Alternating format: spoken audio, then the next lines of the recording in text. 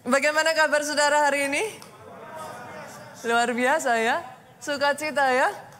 Wow, gak berasa loh saudaraku. Kita sudah masuk di bulan Februari ya. Nice, very nice. Dan hari ini saudara kita akan masuk dalam seri firman Tuhan yang baru. Buat saudara yang sudah lama bergereja di keluarga Allah, saudara tahu ya. Setiap bulan kita masuk di dalam satu seri firman Tuhan yang baru. Dan hari ini saya akan berbicara tentang the covenant of God. Perjanjian Tuhan. Saya berdoa ya saudaraku, ketika saudara memahami konsep covenant, konsep perjanjian ini, pemahaman saudara tentang kekristenan berubah.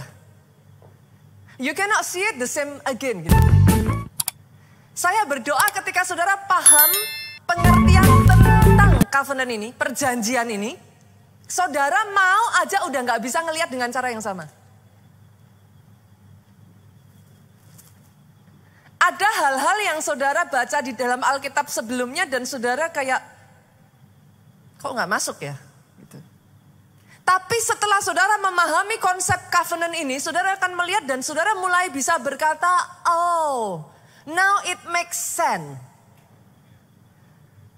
Sekarang kayak puzzle-nya itu udah ketemu gitu. Tiba-tiba saudara baca, saudara bacanya itu sudah dengan pemahaman yang berbeda.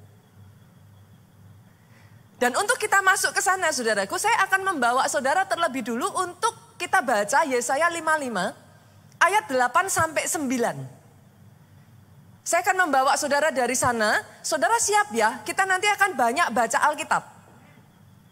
Nanti saya akan menuntun saudara dari satu ayat ke ayat berikutnya. As usual saudaraku, this is a topical preaching. Ini adalah khotbah topikal. Saudara nanti akan dibawa dari satu ayat ke ayat berikutnya untuk saudara memahami saya menembak apa yang jadi poin saya.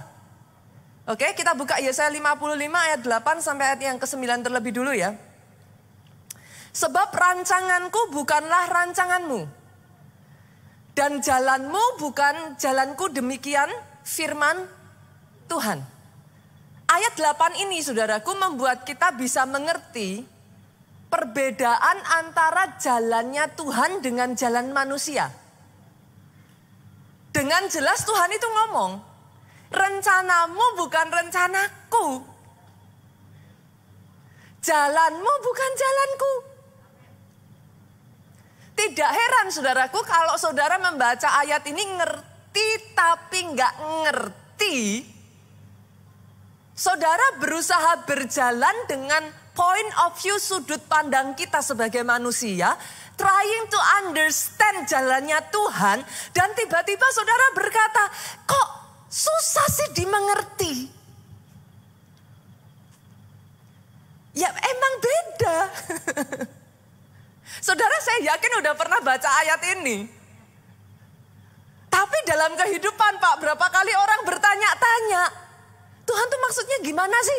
Kok dibawa kayak gini sih? Lah ya emang beda.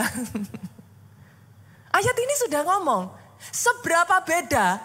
Ayat ini melanjutkan, seperti tingginya langit dari bumi. Lah seberapa tingginya langit dari bumi saudara?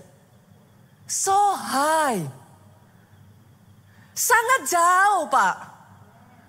Saudara berusaha untuk melihat ada apa toh di langit dari bumi ini.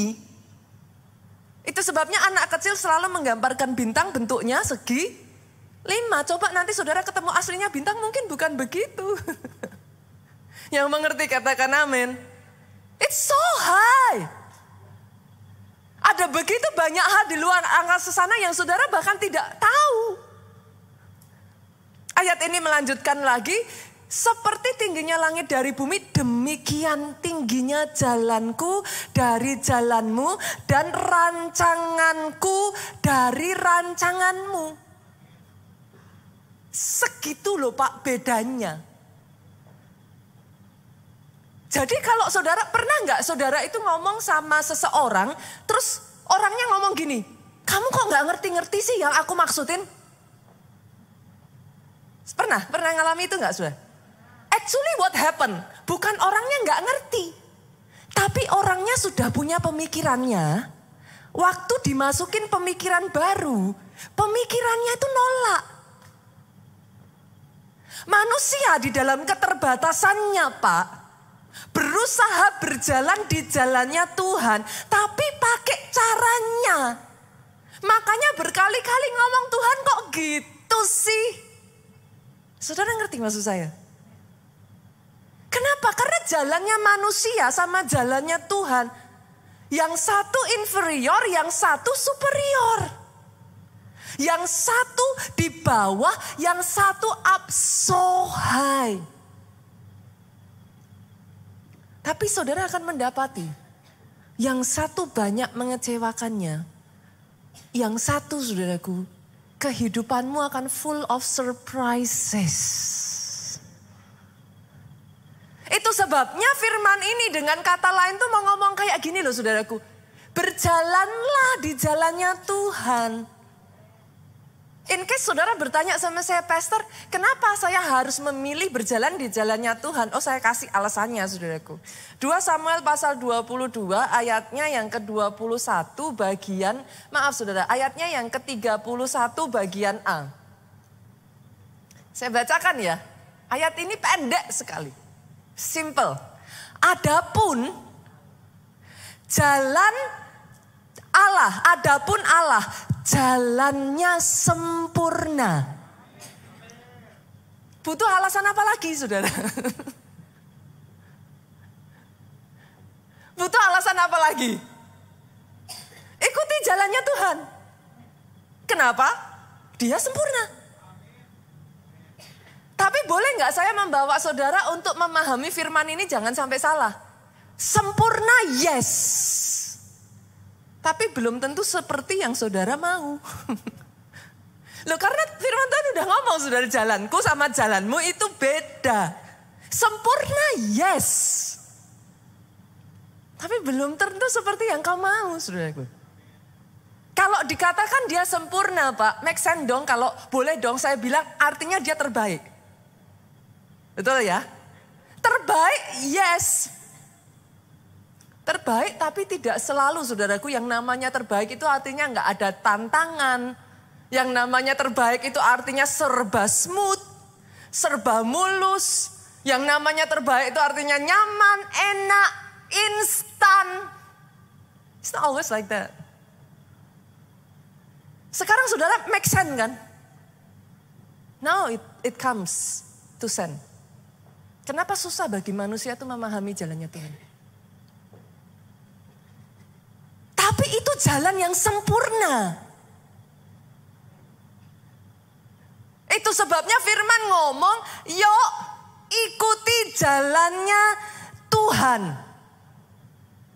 Kenapa? Ada jalan yang disangka orang lurus. Tapi ujungnya maut. Itu loh manusia, saudaraku. Kenapa kok sampai dikatakan Alkitab ada jalan disangka orang lurus? Kan artinya buat manusia itu jalan baik kan, Bu?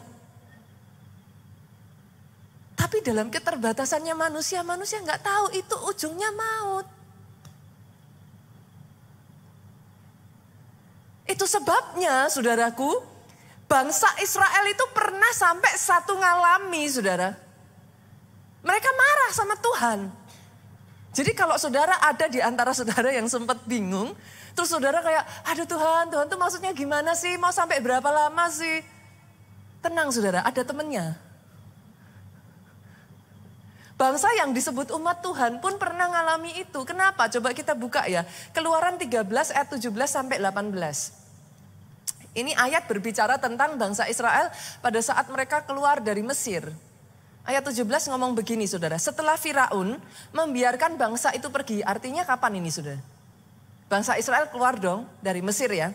Setelah Firaun membiarkan bangsa itu pergi, Allah tidak menuntun mereka melalui jalan ke negeri orang Filistin. Walaupun jalan ini yang paling dekat. Nyebelin gak saudara? Tuhan tahu gak? Loh, di ayat ini dicatat. Tuhan tahu. Tapi ayat ini ngomong, Tuhan tidak menuntun mereka melalui jalan itu. Sekalipun itu jalan paling dekat. Bukankah sejujurnya loh ya saudaraku. Kalau kita bisa ngomong sama Tuhan, Tuhan mau berapa lama lagi? Kalau orang Jawa bilang, Bu ya cepet gitu saudara. Kok kayak gini terus? Kok diputer-puter? Lah itu kerjaannya Tuhan. Ayat 18 saudaraku.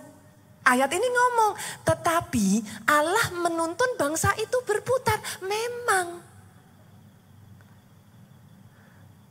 In case saudara berpikir, lah kok puter-puter? Memang. Bukan cuman muter, nyenengin lagi. Kalau muter aja puji Tuhan, melalui jalan di padang gurun. Ada di sini orang-orang yang merasa seperti ini? Saya udah ini Tuhan, saya udah itu, kurang apa lagi? Mau berapa lama lagi? Lah itu nyenenginnya Tuhan, saudara. Tapi Tuhan tidak melakukan itu without reason, saudara. Hari ini saya berdoa ya, saudara belajar memahami jalannya Tuhan. Tiba-tiba saudara mengerti, tiba-tiba kehidupan saudara, ketika itu semua terjadi, engkau tidak lagi bertanya-tanya, why Lord? Saya berdoa hari ini ketika saudara dengar firman ini, you understand. Engkau paham, engkau sadar.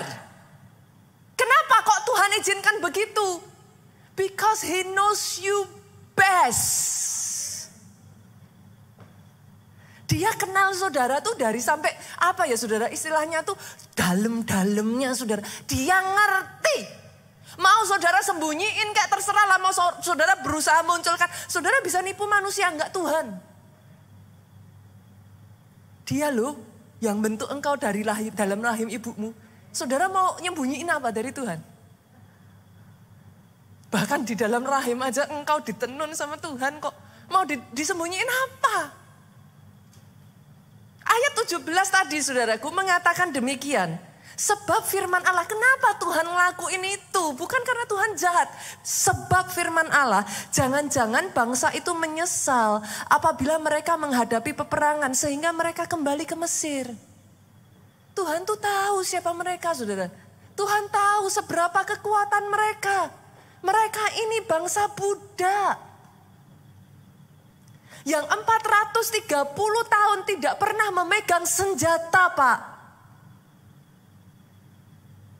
Kalau Tuhan izinkan lewat di daerah orang Filistin, habis. Sekarang kalau saudara paham ini, saudara mulai gini. Oh.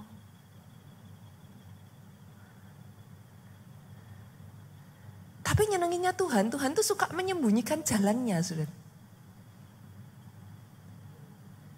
Itu sebabnya kayak it remains a mystery. Saudara tuh enggak dong, orang Jogja bilang. Kita tuh susah untuk paham. Tapi ada reason kenapa Tuhan izinkan itu semua terjadi. Because He knows you best. Dia izinkan itu supaya lasting. Sayangnya bangsa Israel dalam keterbatasan mereka, Pak. Mereka nggak mengerti jalannya Tuhan. Akhirnya mereka nggak sampai tanah perjanjian. Isinya ngomel aja. Isinya komplain aja. Doa saya hari ini ya saudaraku. Saudara bisa memahami jalan Tuhan atas kehidupanmu. His way is perfect. Tidak selalu cepat. Tidak selalu enak. Mungkin bukan yang kau mau. But His way is perfect. Abraham ya saudara coba pikir. Butuh waktu berapa lama loh saudara sampai janji Tuhan itu tergenapi? In a way kalau saya boleh mengatakan sampai Abraham menutup mata juga janji Tuhan itu mungkin belum tergenapi kali saudaraku. Karena janjinya kan akan menjadikan Abraham apa? Bapak banyak? Bangsa anaknya berapa? Kalau saudara melihat sampai di situ saja, saudara akan bilang apa sama Abraham? Mana Tuhanmu? Kamu keluar dari tanah kelahiranmu untuk mengikuti Tuhanmu for nothing. Dapat apa kamu? Pernah dengar kata-kata itu?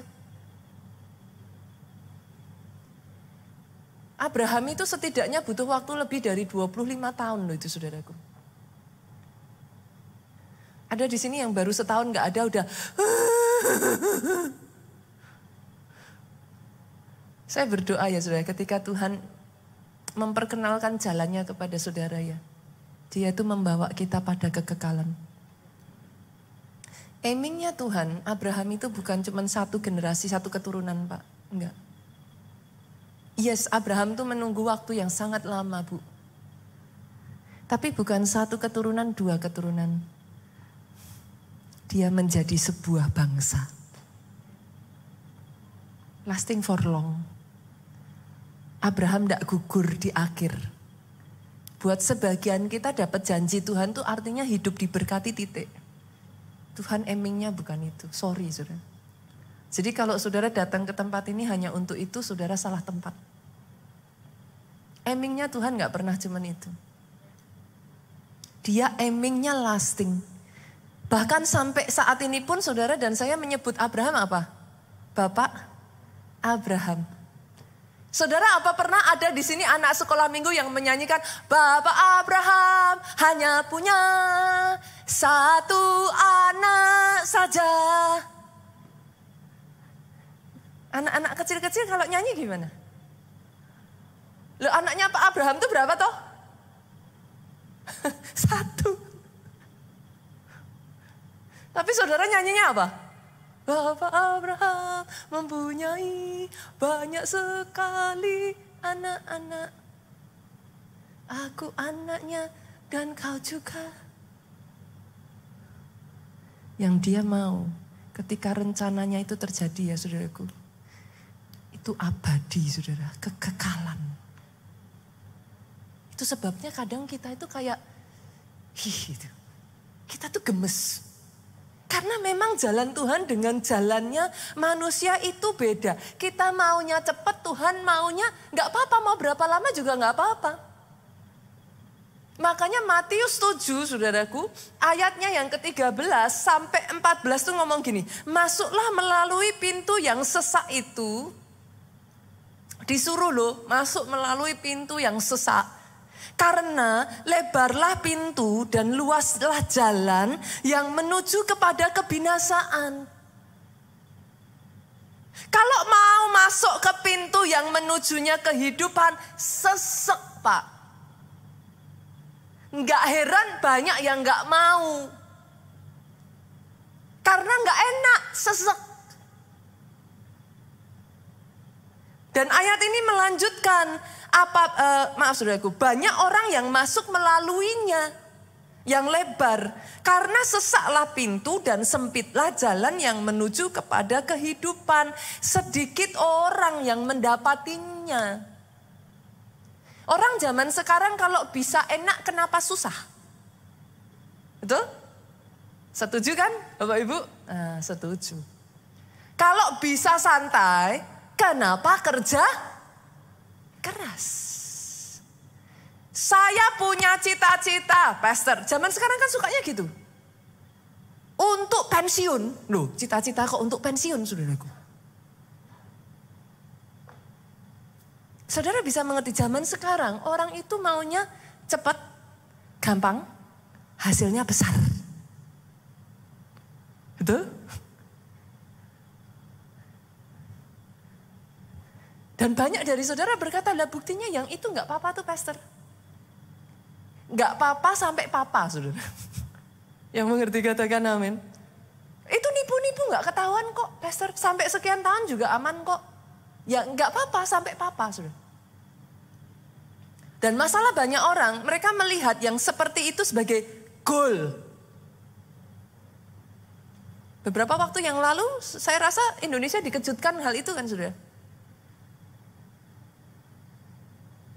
Kita melihat bagaimana cepat sekali kayanya. Boom, boom, boom, boom, boom, boom, boom. Masih muda tapi sudah begitu cepatnya. Semua orang kepengen. Semua orang belajar. Muncullah perkataan ini, itu, dan lain sebagainya. Wow, benar-benar cool. Nggak apa-apa sampai papa. Tiba-tiba jatuhnya pun secepat naiknya. Saya berdoa bukan itu yang Tuhan mau atas hidupmu loh saudaraku. Yang Tuhan mau atas hidupmu itu mengerjakan kekekalan dalam kehidupanmu. Sesak gak apa-apa. Dalam kehidupan saya pribadi pun ya saudara, kalau mau boleh jujur ya. Ada banyak yang jalan yang saya pilih itu dibodoh-bodohin orang saudara. Pada saat saya muda saudaraku, I'm so on fire with God. Saya mengambil keputusan saya gak mau sembarang pacaran. Itu pun teman-teman saya membodoh-bodohkan saya saudaraku. Kamu masih muda. Kamu mau ngapain? Gak apa-apa gonta-ganti pacar itu malah justru jadi pengalaman. Loh, anak muda saudaraku, saudara tahu yang dikatakan. Saya memilih jalan. Orang tua saya ya saudaraku, saya tuh takjub loh dengan didikan mami saya itu saudara. Seriously. 3 anaknya mami saya ya, 3-3-nya itu pacaran sekali, menikah dengan orang yang dia pacaran itu. Baik cicik saya, adik saya. Di keluarga saya dididik begitu saudara. Pacaran itu bukan permainan. Itu sebabnya kalau mau pacaran, think twice, think thrice. Berpikir lagi, berpikir ulang.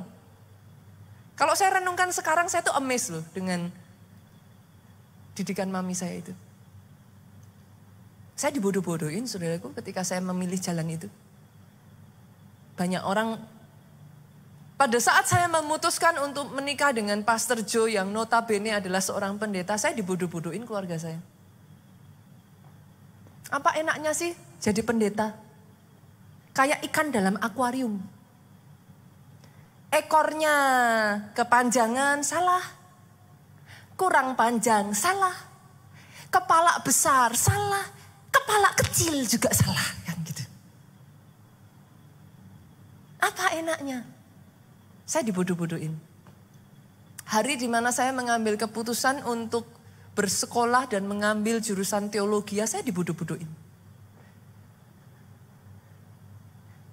Momen di mana saya memutuskan untuk pulang ke Indonesia dan tidak tinggal di Amerika, saya dibodoh-bodohin. Tapi saya belajar satu hal saudaraku. Jalan Tuhan itu sempurna. Saya mungkin tidak paham. Pada saat itu saya seperti orang bodoh saudara. Seriously, saya tidak paham. Tapi saya belajar mengikuti jalan Tuhan.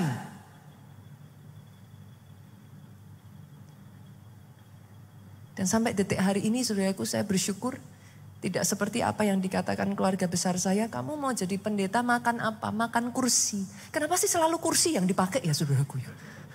Jelas-jelas kursi gak bisa dimakan gitu kan. Tapi itu perkataan keluarga saya kepada saya. Tapi sampai detik hari ini bersyukurlah saudara, pendeta saudara belum pernah nih makanin kursinya gereja saudaraku. Tuhan saya setia. Jalannya sempurna. Hari ini saya berdoa ya saudaraku. Saudara bisa melihat itu. Ikuti jalannya Tuhan. Dan untuk saudara bisa mengikuti jalannya Tuhan ini saudaraku. Saudara harus memahami perjanjiannya Tuhan. Saya ulang ya saudara. Untuk saudara mengikuti jalannya Tuhan, saudara itu harus paham firman-Nya. Kenapa? Seperti yang saya katakan tadi, Tuhan itu suka menyembunyikan jalannya. It is mysterious Pak. Buat sebagian orang. Tetapi ternyata ada sebagian orang tertentu yang kalau sama orang macam ini jalannya gak tersembunyi saudara. Pengen tahu saudara? Pengen lihat? Hah? Coba senggol kiri kanan, makanya baca Alkitab. Lah curang toh orang Kristen tuh. Maunya kan dikunyain pendetanya dulu kan. Enak, udah. Gak usah baca. Udah jadi beres gitu kan saudaraku. Sukanya kan gitu. Makanya baca Alkitab. Karena dalam Alkitab itu terkandung sangat banyak rahasia yang begitu luar biasa. Mazmur 20, yuk 25 kita lihat. Ayatnya yang ke-12 sampai ayatnya dan lebih tepatnya ayatnya yang ke-14. Kita lihat ya. Siapakah orang yang akan takut akan Tuhan? Kepadanya Tuhan menunjukkan jalan yang harus dipilihnya. Wow. Ternyata ada di sini yang lagi bingung, pastor saya ada di persimpangan jalan, apakah saya harus ke kanan, apakah saya harus ke kiri? Apakah saya harus ke depan, apakah saya harus ke belakang? Alkitab ngomong, kepada orang yang takut akan Tuhan, dia menunjukkan jalan yang harus dipilihnya. Ayat 14 ngomong lagi saudaraku. Tuhan bergaul karib dengan orang yang takut akan dia. Saudara mau jadi temannya Tuhan? Bisakah manusia menjadi temannya Tuhan? Ayat ini ngomong, Tuhan bergaul karib dengan orang yang takut akan dia dan perjanjiannya diberitahukan kepada mereka.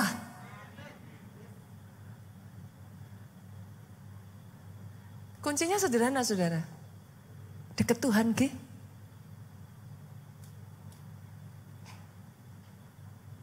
Know that He is God. Takut akan Tuhan saudaraku.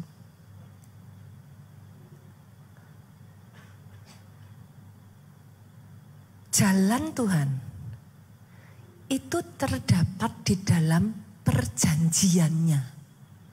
Boleh nggak saya tarik analogi kesimpulan saudaraku dari ayat 12 dan ayat 14 ini? Siapa orang takut akan Tuhan, kepadanya Tuhan menunjukkan jalan. Jalan. Siapa orang takut yang bergaul karib dengan Tuhan, orang yang takut akan dia, perjanjiannya diberitahukan. Jadi pada saat saudara tahu, saudara make a deal, bikin perjanjian, saudara nanti akan melihat jalannya Tuhan. Make sense gak logikanya ini? Make sense ya? Masuk ya saudaraku. Jadi yang pertama saudaraku ternyata bikin perjanjian sama Tuhan dulu. Bikin perjanjian sama Tuhan saudaraku.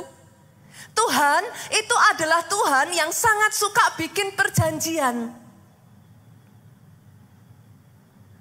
Makanya kalau di dalam ilmu teologi, saudara itu mengenal yang namanya Noahic Covenant.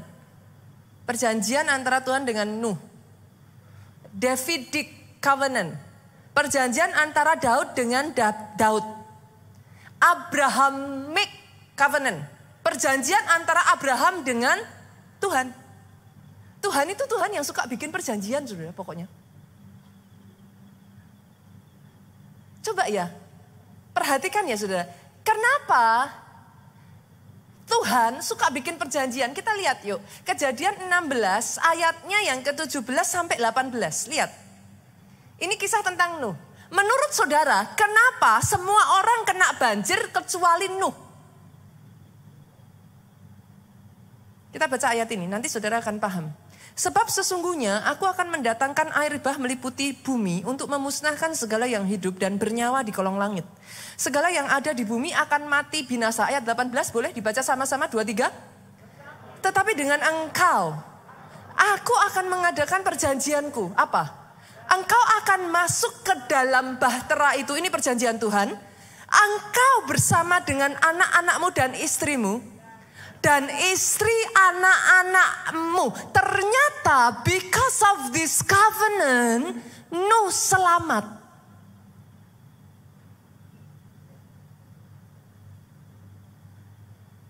Boleh saya katakan ini? Banyak orang Kristen, akhirnya mudah diombang-ambingkan keadaan. Kenapa? Karena nggak ngerti konsep perjanjian. Mau seberang kanan, seberang kiri banjir. Orang Kristen itu hidupnya tidak ditentukan oleh situasi dan kondisi. Saudara harus paham ini, bukan cuma amin loh saudara. I'm about to make my point here. Saudara harus mengerti bahwa yang mempengaruhi kehidupan orang Kristen itu bukan sikon. Mau pandemikah, mau resesikah, mau apapun. As long as you make a deal with your God, You stick to the deal, selesai. Saya berharap ya saudara, ada orang-orang di tempat ini yang hari ini ketika saya bagikan ini, saudara nangkep konsep ini. Semua banjir, kenapa Nuh selamat? Dia sudah ngikat perjanjian sama Tuhan. Mau ini banjir kah, mau ini apapun semua dibinasain Tuhan. Tapi engkau dan keluargamu dan istrimu dan anak-anak istrimu dan anak-anak istri anak-anakmu semuanya. Karena sudah ada deal, Tuhan keep itu. Jadi hari ini saudaraku, mungkin sebagian dari saudara bertanya-tanya.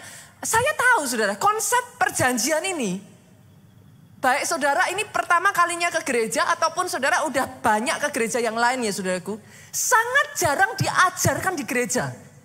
Itu yang saya sangat sayangkan saudaraku. Banyak orang Kristen itu hanya diberikan firman-Nya. Saudara nggak ngerti root akarnya gitu.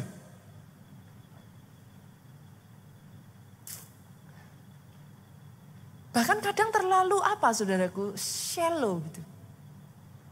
Terlalu dangkal. Akhirnya ngejarnya cuma berkat. Salah saudara. Saudara tuh kalau udah make deal sama Tuhan ya, nggak bisa enggak kok. Asal you do your part, he will do his part. Itu poinnya.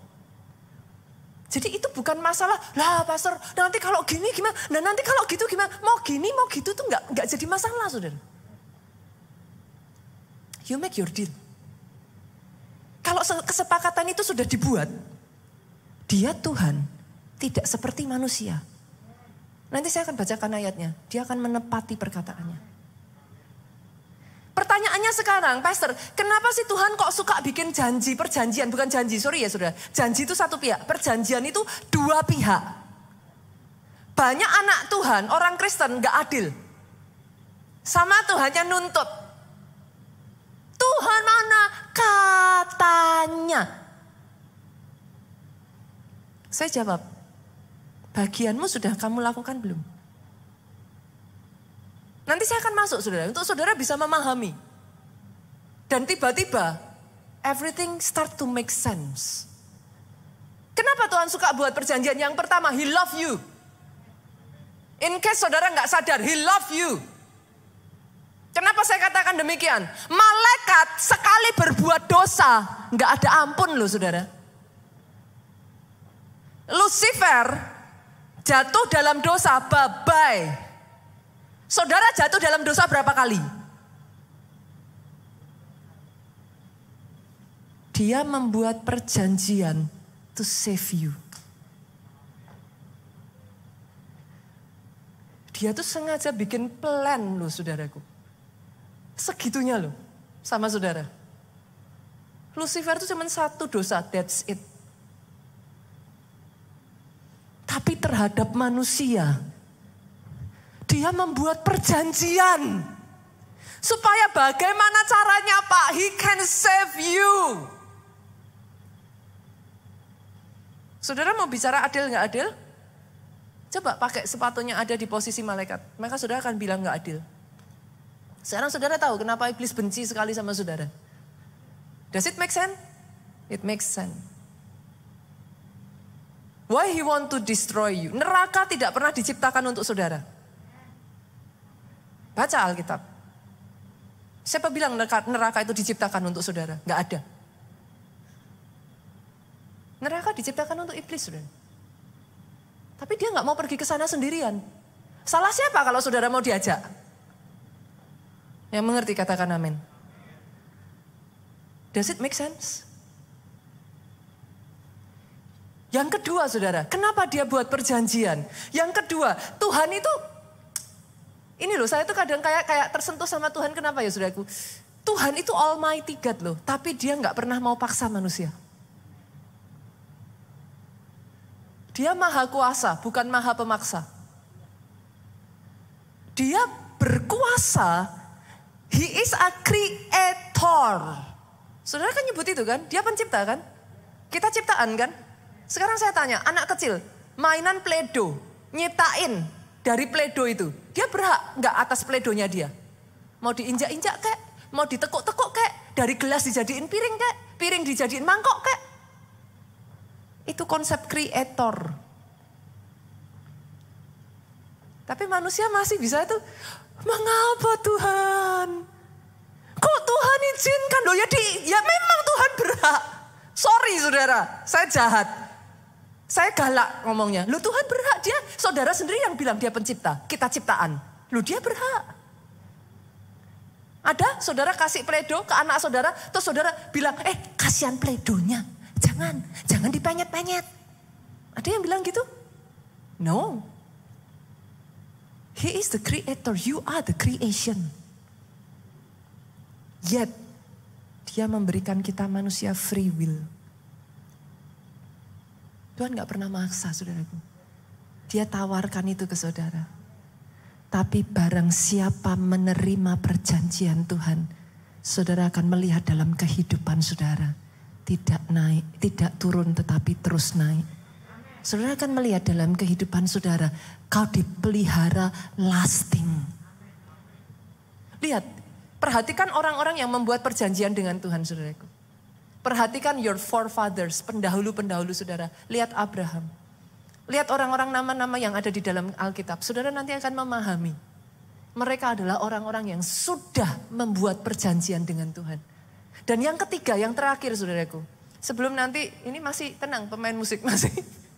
Kita lanjutkan lagi saudaraku. Yang ketiga, Tuhan mau kita belajar tentang arti sebuah komitmen. Kita hidup di dunia ya saudaraku, saat ini kalau jujur ya, itu apa? Menghindari komitmen. Sekarang ini banyak orang itu lebih senang gini, berhubungan suami istri tapi tanpa komitmen. Kalau ditanya kenapa? Daripada cerai pastor. Hari-hari ini tuh banyak orang gak suka komitmen sudah. Komitmen itu menjadi sesuatu yang apa? Enggak tren lagi, enggak favorit sudah. Tapi kalau saudara ikut Tuhan gak bisa kayak begitu sudah. Covenant mengajarkan saudara komitmen. Dan by the way, sorry ya saudara, saya firman Tuhan ini agak keras. Kenapa? Saya berdoa ya, di sini muncul orang-orang Kristen yang tangguh dan kuat saudara. Saudara tahu kebenaran. Itu sebabnya saudara gak gampang diombang-ambingkan. Tuhan maunya tuh komitmen saudara. Dan jujur ya, saya agree tapi agree to disagree saudara. Kadang banyak orang Kristen tuh suka ngomongnya kayak gini loh. Yang penting kan Tuhan tahu hatiku pastor. Yes Tuhan tahu hatimu saudaraku. Tapi coba saya tanya, saudara tahu hatinya Tuhan gak? Kok enak Tuhan terus yang tahu hatimu? Make sense gak saudara? Saudara mau tahu gak hatinya Tuhan? Karena firman Tuhan ngomong loh, barang siapa mengasihi aku, dia melakukan perintahku. Itu hard truth saudaraku. Saudara lakukan kesalahan dan saudara bilang, ups, yang penting Tuhan tahu hatiku. It doesn't work like that. Pelajari ketetapannya. Ikat perjanjian dengan dia. Jangan gampang-gampang bilang sama Tuhan, mana janjimu? Engkau lakukan bagianmu enggak? Ya mengerti katakan amin. Pelajari perjanjiannya. Jangan hanya katanya. Bu, gak usah dari katanya, buka Alkitab. Di situ ada semua kok. Covenant mengajarkan kepada saudara komitmen. Ke gereja bukan kalau hanya mood.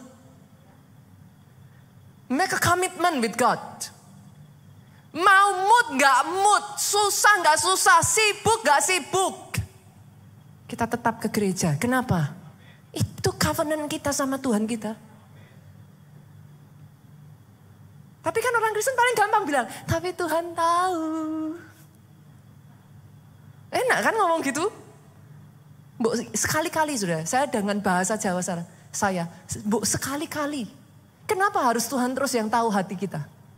Saudara tahu nggak hatinya Tuhan? Peduli nggak sama hatinya Tuhan? Pastor kok galak? I have to. Ada 4 prinsip ya saudara, saya berdoa saudara tangkap ini ya. Dan ketika saudara, saya nggak bisa ngomong ya saudara. Yang saya bisa katakan gini, saya adalah orang yang mengikat perjanjian dengan Tuhan. Kalau banyak orang menanyakan kepada saya bagaimana pastor, gimana caranya, kok bisa ini, itu dan lain sebagainya. Saya akan jawab kepada saudara. Saya mengikat perjanjian dengan Allah saya. Once upon a time, I make a deal with him. Saudara mau buktikan Tuhan saudara, saudara mau lihat seperti apa Tuhan saudara. Make a deal with him. Karena ada 4 prinsip saya bagikan dengan cepat ya saudaraku. Perjanjian Tuhan, saudara harus paham ini. Ada di sini yang saudara berkata, pastor saya mau sukses. Pastor saya mau hidupnya berhasil. Pastor saya mau ini, itu dan lain sebagainya. It's okay. That's good. Itu juga yang Tuhan mau kok. Make a deal with him. Perhatikan ini Pak. Perjanjian Tuhan, kunci utama hidup sukses. Bukan hanya sukses dan bahagia. Saya melihat orang-orang yang membuat perjanjian dengan Tuhan. Karena itulah saya membuat perjanjian dengan Tuhan. Kenapa saudaraku? Saya melihat bahwa yes, memungkinkan untuk sukses, keluarga berhasil, bahagia, yes. Itu bisa dilakukan. Engkau sukses tanpa mengorbankan yang lain, yes, bisa dilakukan. Make a deal with God. Buat perjanjian dengan Tuhan. Ulangan 28 ayat 1 sampai 14 tuh ngomong kayak gini saudaraku. Saya ngambil dari ayat 1 sampai ayat 3 aja ya, karena waktu kita terbatas. Jika engkau baik-baik mendengar suara Tuhan Allahmu. Baik-baik. Ada satu ayat lagi ngomong, Yesus itu selalu bangun pagi hari. Kenapa? Pagi hari itu Tuhan mengajarkan, mendidik, melatih telinga kita. Mengasah telinga kita. Kenapa saudara harus saat teduh? Because of that. Dia mengasah telingamu. Dia mengajarkan jalan-jalannya kepada saudara. Dengarkan itu baik-baik. Dengarkan itu baik-baik. Jangan disambi ini, jangan disambi itu. Dengarkan itu baik-baik. Kenapa? Ke gerejanya onsite. Kenapa enggak online? Enggak banyak orang, saya enggak mengatakan bahwa enggak boleh online loh saudaraku. In certain situation, go ahead. Tapi kenapa onsite? Onsite aja kadang bisa nggak fokus kok. Tapi kan sungkan. Kan? Apalagi online.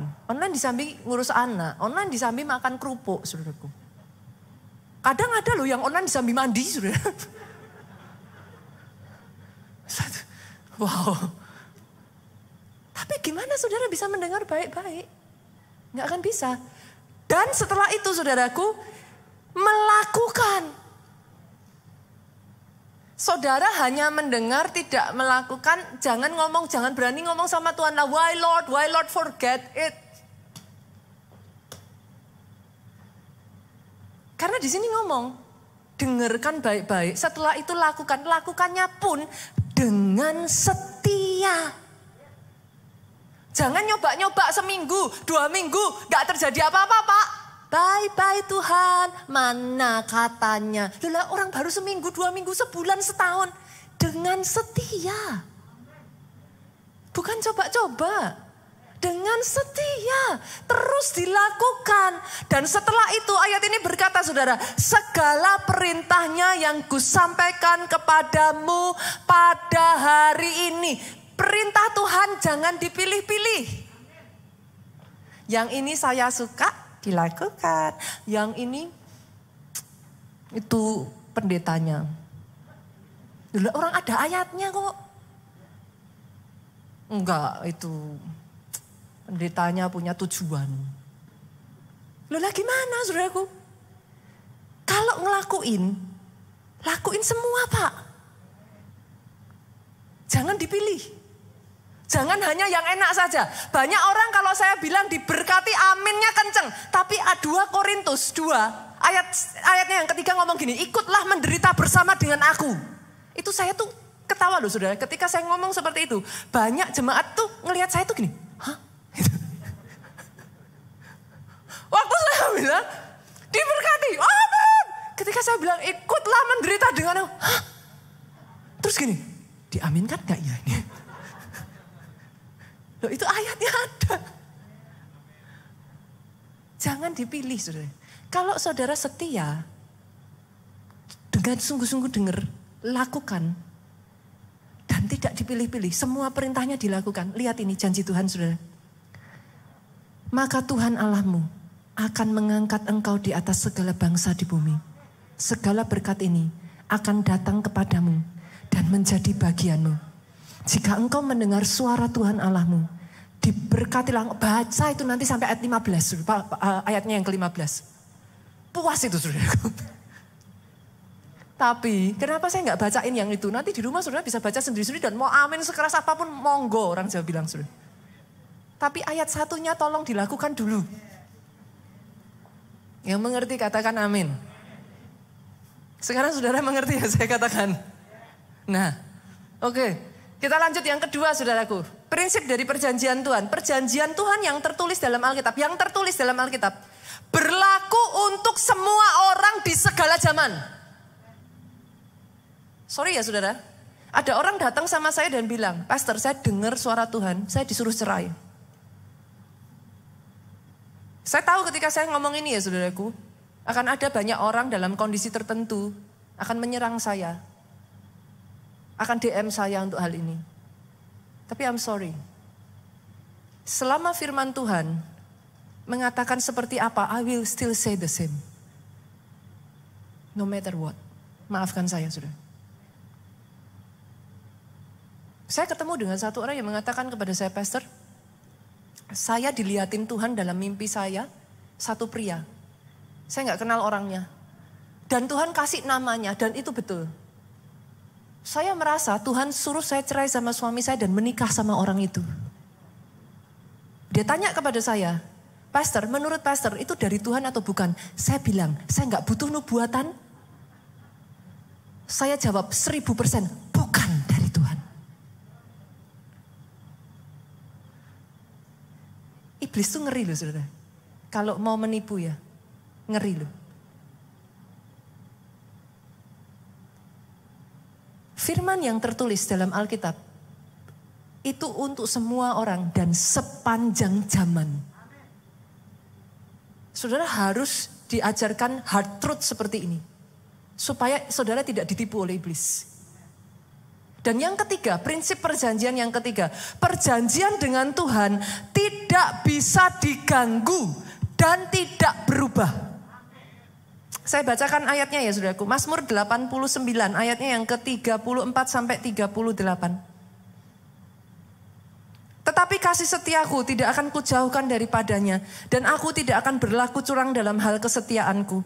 Aku tidak akan melanggar perjanjianku. Dan apa yang keluar dari bibirku tidak akan kuubah. Dia gak seperti kita manusia saudara. Dia tidak bisa melanggar janjinya. Boleh nggak saya mengatakan ini saudaraku? Di sepanjang bulan Februari ini nanti ini baru sebagian saudara. Nanti minggu demi minggu saudara ikuti terus. Nanti saudara akan lebih memahami. Tapi bolehkah saya katakan ini kepada saudara? Make your deal with God. Buat perjanjian dengan Tuhan. I make a deal with Him. Dan Tuhan mengerjakan itu dalam kehidupan saya. Saya akan tutup dengan satu ayat ini, Imamat 26 ayat 42. Maka aku akan mengingat perjanjianku, ini hebatnya Tuhan saudara. Dengan Yakub naik ke atas, juga perjanjian dengan Ishak naik ke atas. Dan perjanjianku dengan Abraham pun akan kuingat naik ke atas dan negeri itu akan kuingat juga. You make a deal with God, nanti itu turun sampai ke generasi anak-anak di bawahmu saudara.